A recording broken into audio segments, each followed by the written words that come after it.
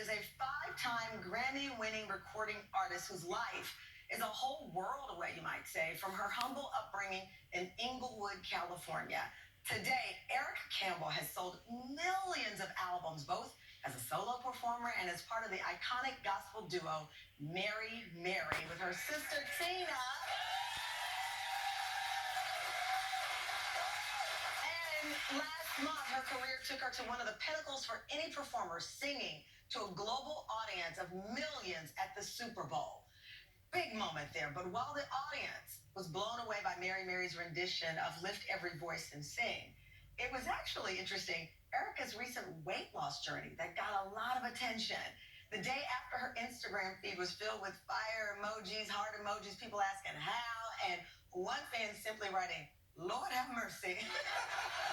Do I have a personal mantra for my weight loss? No, and that's probably why it was always so all over the place, because I wasn't dedicated to myself.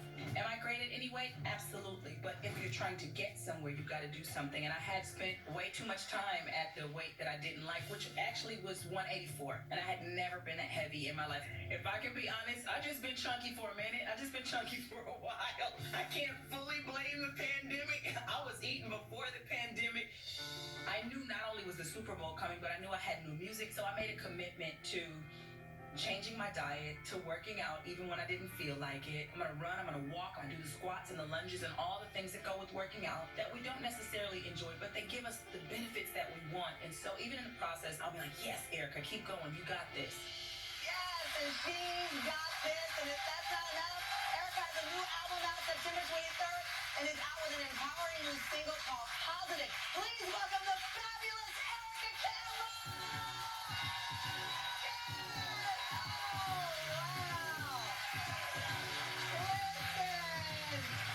Oh my gosh, you look beautiful. Hug. Thank you. Oh my gosh, give it up. Have a seat. Yes. Looking like the most beautiful matrix ever. Thank you. How Thank are you? I'm well. How are you? I'm doing great, and I'm doing even better because as I wrote to you in the card, I'm blessed because you're here again. I always love seeing you and talking to you. Of course, I was watching the Super Bowl like everyone else, and I was listening to The Voice. Next thing I know, I go on your social media, and everybody is asking about the look and the transformation. And I knew there was a deep story behind it. This all kind of dovetails with the song. It did. You know, I tell people that I wrote the song during the pandemic while I was still not sure what was going on, what was coming, when I was going to sing again, when I'd sing in front of an audience again. And so when your life has been this one thing for so long, it kind of shakes you. And the only way to change that is to make a decision. And so I made a decision. Even before I knew that the Super Bowl was coming, I was like, I just want to change some things. So I'm going to change some things within my mind and within my body.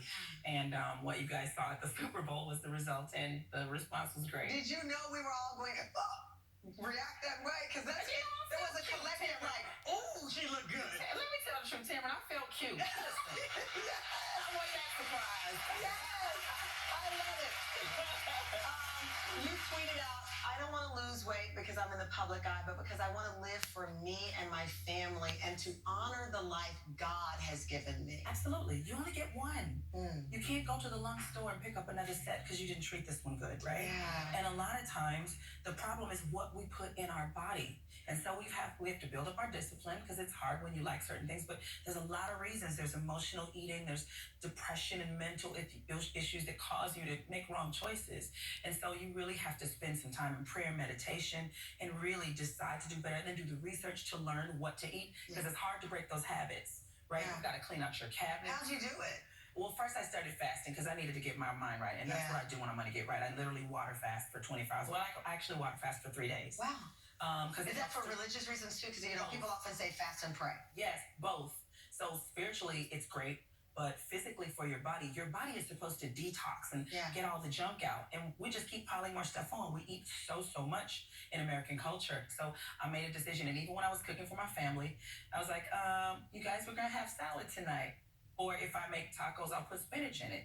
Or I'll blend up some squash in the spaghetti if I'm making it. I'll just try to do different things because I need them to be aware as well. Right, because the last time you were on, we were talking about Krista, your daughter's body image and self-esteem image, and you've been so open with her journey. And so, of course, as a mom, you're trying to build her self-esteem, but she's seeing life through your lens as well. Absolutely, absolutely. I'm her mirror. You know, she'll watch me. If I'm talking about, oh, I'm so fat and I'm so this, then she's going to do that. Yeah. But if I love myself, I'll teach her how to love herself. She's 17 and about to go off to college. So I'm hoping for the best. I'm excited and nervous all at the same time. Oh, that's so beautiful. You know, in your video diary, because you were one of my favorite guests for many reasons, but it's because you're so authentic. When you said your weight, I said, I think maybe 3 times in my life have I seen a woman come on TV and say their weight. Yeah. It doesn't hold me hostage when I say it. And no one else can hold me hostage, you know, because people can get really nasty in the comments. You've never talked about it publicly, but was it about 12 years ago that you even decided to look at surgery? I did. And you've never talked about this before? No, I haven't. No. So I did have surgery. It was lipo, and I was young and really didn't know the process of what you were supposed to do.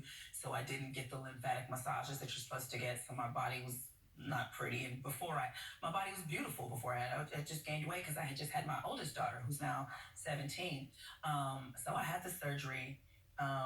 It was really a bad situation. I was in a hotel room, bleeding everywhere, and they sent a nurse and some Tylenol.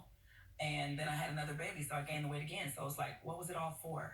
What was it? Was there pressure? I mean, I talked to other entertainers and people just in general, the pressure to fit into what people say we should look like, particularly women, to take the surgery option. You just had a baby. Mm-hmm. Did you feel that snapback pressure as an entertainer or society? What was it? You know, I don't know that the snapback culture was so much when I had my first daughter, but after my last baby, my daughter Zaya, 12 years ago, absolutely, people were having mommy makeovers like right after the baby.